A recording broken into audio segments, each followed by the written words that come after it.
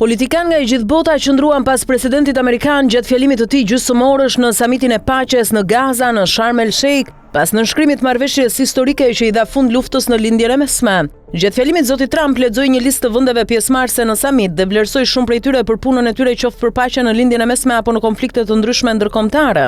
Nga ana tjetër, udhëheqësi amerikan shprehu kryesisht komente dhe lëvdata të ngrohta për këta udhëheqës, madje duke ju referuar kryeministrit britanik Keir Starmer si Mickey T.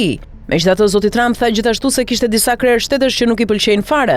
Pasi fillimisht deklaroi se nuk do ta zbulonte kurrë se kush ishin ata, ai tha me një ton humori ndoshta po e bën.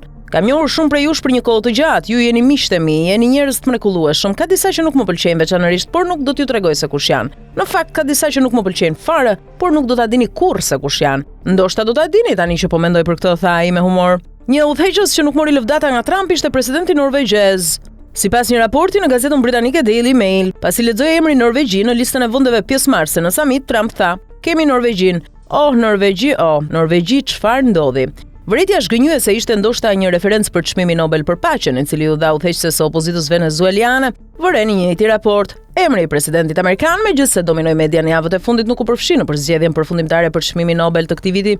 Dy herë presidenti amerikan kishte nisur një fushat jo aq delikate për çmimin Nobel për paqen që nga mandati i tij i parë, ku pretendoi se shumë njerëz mendonin se ai e kishte fituar atë. Në samit, Trump bëri shaka se presidenti norvegjez po fshihej prej tij pasi nominimi u refuzua. Një tjetër udhëheqës botror që u prit ftohtë nga presidenti Trump ishte Emmanuel Macron, i cili mori një paralajmërim kërcënues nga udhëheqësi amerikan.